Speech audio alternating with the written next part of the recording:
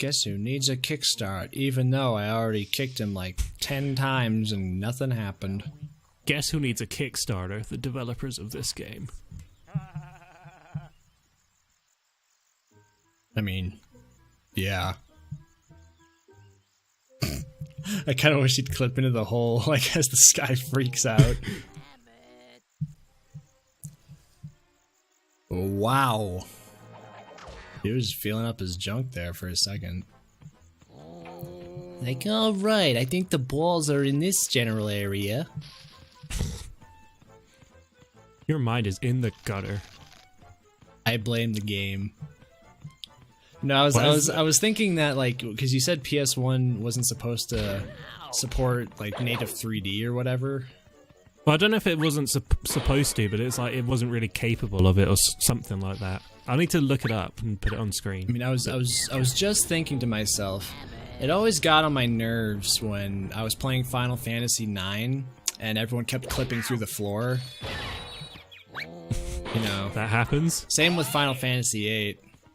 Well, yeah, that happens in like every PS1 game. No, I it think doesn't. That's just... Those are actually good 3D games on the PS1. Yeah, you get small amount of clipping on all the good ones. Or like texture warping and like little things like that. Nuh-uh. Wow, what a really smart... Well, you know what, you can make the argument he's a caveman, so never mind. He's Elmer Fudd and a caveman, come on. He's got a lot going against him right now. Not to profile, but, you know. Those are some very solid bushes. Like, someone repurposed anvils and painted them green and formed a wall. They made the exact same sound as when they fall on the ground, so I can only assume. Yeah, why didn't they just have rocks all around? Come on, game developers, get it together. I wish they would have been really not self-aware and just surrounded the area with cactuses.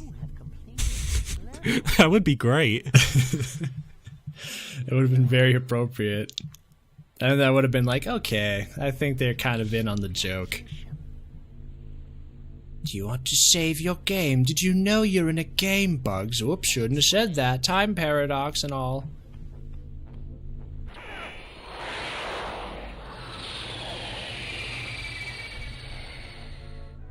Also, it kind of doesn't make any sense that he found this carrot juice machine and then... Wait, was there already a seat attached to it when he found it? I didn't notice. Yeah. Why is there a seat in a carrot machine? Oh, I guess because it was like a time machine. Is that the implication that this time machine is run on carrot juice? I suppose. That would explain why it's orange. I wonder if... do you think these figures are accurate?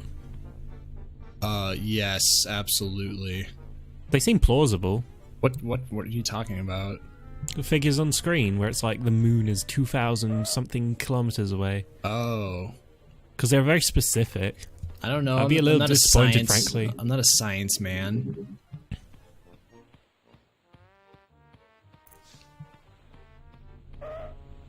What's up, Doc? That's the name of the level? Yeah, it's a pun on the Nintendo Switch. What? Excuse me? What are you talking about? Because the Switch has a dock. Yeah, a lot of systems could.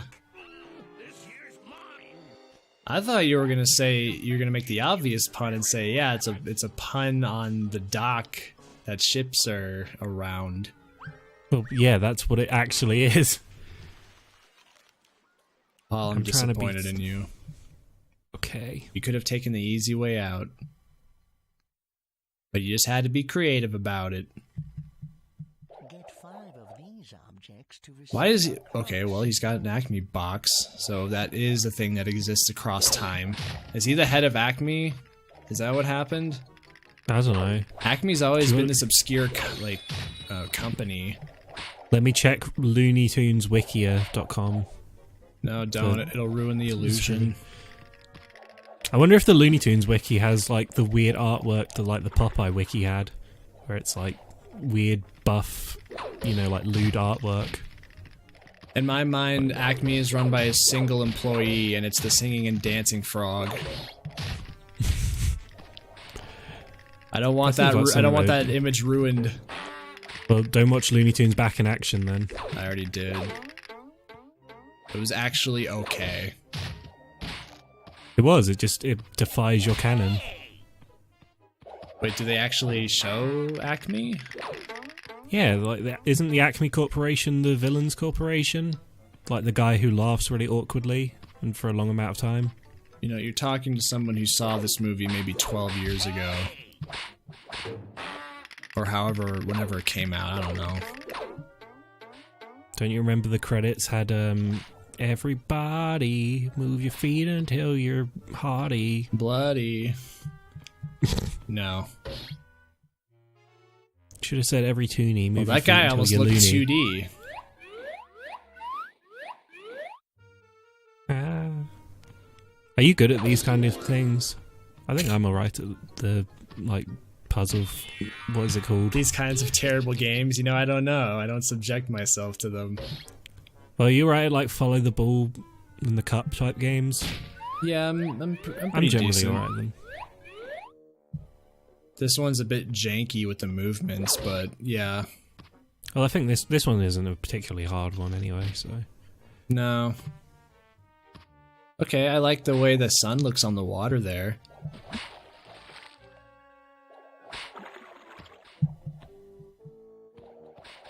Do you like the soft gradient? Yeah, it's very Miami Vice. Newgrounds kind of ruined gradients for me for a while, I remember. Because of all the bad Flash videos. A lot of... Did you ever notice that? A lot of, like, beginners used gradients to try and avoid having, like, dull, flat colours. But Yeah. flat colours would often be preferable in my eyes.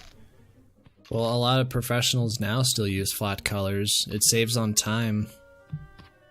It just looks better, I think, if you use the flat colours well. You can use gradients well, it's just that everyone who starts, well, a lot of those people who are starting out use really extreme gradients. I know, I'm just speaking like generalization here. Yeah. Like, obviously you can do, if you know how to do something well, you can, you know, there's no absolutes. You can fake it really well and get away with it.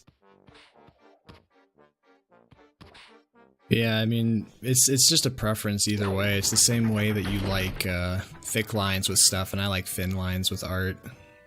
And we fight about it constantly. No, we don't. It's not that bad. It's just, I don't care if you like thick lines.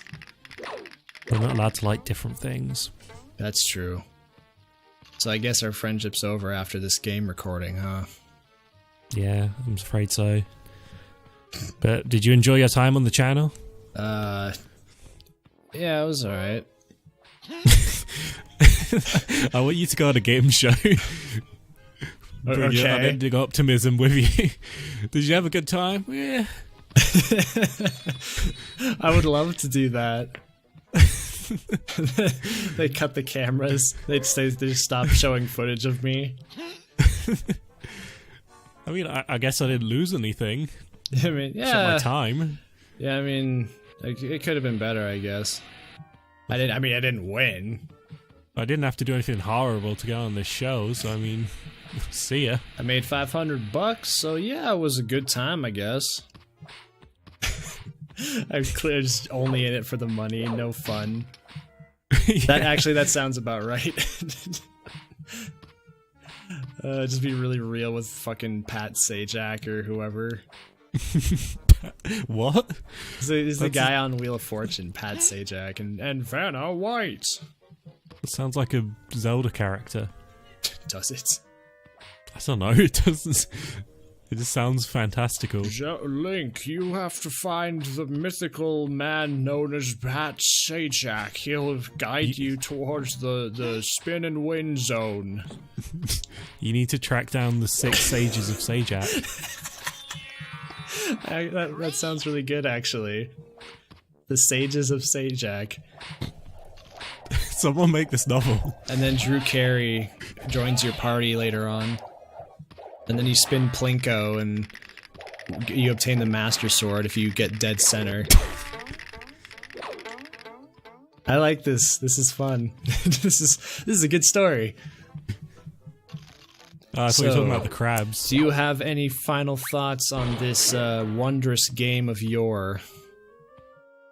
It's a shell. Thank you for your in-depth conclusions.